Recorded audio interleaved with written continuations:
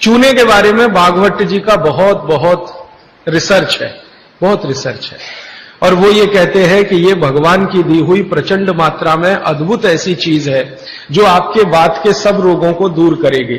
माने घुटने दुखते हैं, कमर दुखती है, कंधा दुखता है, चूना खाइए। फिर वो कहते हैं कि इतना ही नहीं, शरीर में कैल्शियम जो है ना, कैल्शियम ये एक घटक है, माइक्रो न्यूट्रिएंट इसको कह सकते हैं अंग्रेजी में, सूक्ष्म पोषक तत्व है। ये कैल्शियम के बारे में जो गंभीर बात है आज के विज्ञान के हिसाब से जो मैं कहना चाहता हूं, भागवत जी ने तो 3500 साल पहले कह दिया, आज का विज्ञान उसको प्रूव कर रहा है, कंफर्म कर रहा है। वो ये कि कैल्शियम की कमी अगर शरीर को है तो आपको 20 नहीं 50 बीमारियां आएंगी।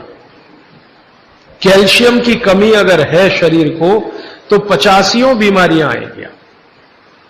क्या क्या आ सकता है? हर तरह का दर्द आपको होगा, हर तरह का, मांसपेशियों का दर्द, हड्डियों का दर्द, सब तरह का। हड्डियों की जितनी विकृतियां हैं वो सब कैल्शियम की कमी से आएंगे। हड्डियों के जितने रोग हैं वो सब कैल्शियम की कमी से आएंगे। फिर वो कहते हैं कि रक्त के बहुत सारे रोग कैल्शियम की कमी से आते हैं, रक्त के रोग, खून की बीमारी। फिर वो कहते हैं कि बहुत सारे कफ के रोग कैल्शियम की कमी से आते हैं। तो कैल्शियम कम नहीं होने देना चाहिए। जो विज्ञान आज का कहता है, आधुनिक विज्ञान ये कहता है कि कैल्शियम वो माइक्रो न्यूट्रिएंट है, वो सूक्ष्म पोषक तत्व है जिसके शरीर में रहने पर ही दूसरे सूक्ष्म पोषक तत्व उपयोगी होते हैं। ये 12-15 साल का रिसर्च है, एक वाक्य में मैंने खत्म कर दिया।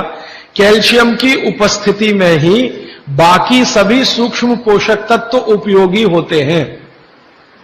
इसका मतलब यह है कि अगर आपको शरीर में विटामिन सी का असर देखना है तो कैल्शियम चाहिए, विटामिन ए का असर देखना है तो कैल्शियम चाहिए, विटामिन बी का असर देखना है तो कैल्शियम चाहिए, अगर विटामिन डी का असर देखना है तो भी कैल्शियम चाहिए, विटामिन के का असर देखना है तो भी कैल्शियम चाहिए, प्रोटीन अच्छे से आपके शरीर को काम में आए तो कैल्शियम चाहिए, कार्बोहाइड्रेट्स ठीक से आपके शरीर को मदद करे तो कैल्शियम चाहिए, फैट्स आपके शरीर में डिसॉल्व होते रहें और जहां जरूरत है वहां लुब्रिकेशन में मदद करते रहें तो कैल्शियम चाहिए। माने समझ लीजिए कि कैल्शियम अगर नहीं है तो शरीर में सब कुछ बीमारियां आने ही वाली है। इसलिए कैल्शियम की उपलब्धता शरीर को होनी ही चाहिए। अब इसके बारे में भागवत जी कहते हैं, आधुनिक विज्ञान ने अभी प्रूव किया, भागवत जी पहले ही कह गए कि हमारे शरीर की 40 वर्ष की उम्र तक, 40 से 45 वर्ष की उम्र तक जो कुछ भी हम खा रहे हैं इसी में से हमको कैल्शियम मिलता रहता है।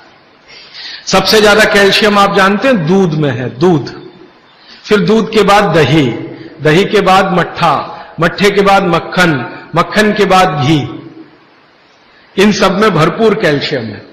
फिर आपने खाया संतरा, मौसम्मी, नारंगी, अंगूर, द्राक्ष, जो भी खट्टे फल, आम वगैरह वगैरह, सब में कैल्शियम भरपूर मात्रा में है। फिर सबसे ज्यादा कैल्शियम फलों में माना जाता केले में है। केला भरपूर खाना चाहिए क्योंकि कैल्शियम का सबसे बड़ा भंडार है और आसानी से हजम होता है।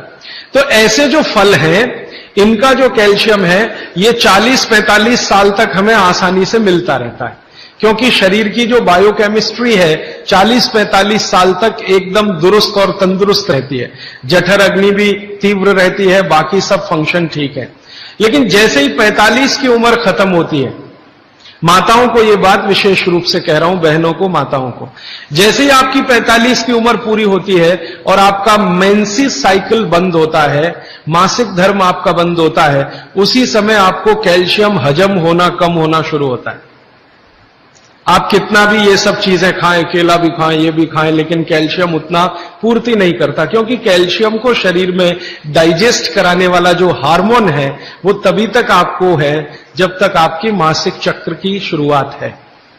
मासिक चक्र बंद होते ही ये हार्मोन कम होता है। आप जानते हैं कई हार्मोन्स कम हो जाते हैं, तो कैल्शियम डाइजेस्ट होना बहुत मुश्किल होता है। तब आपको जरूरत पड़ती है कि बाहर से कैल्शियम लें। इसलिए सब माताएं इस बात को ध्यान दें और इसको गांठ बांध लें कि 45 की उम्र होते ही चूना खाएं। क्योंकि अतिरिक्त बाहर से कैल्शियम उसी से मिलेगा।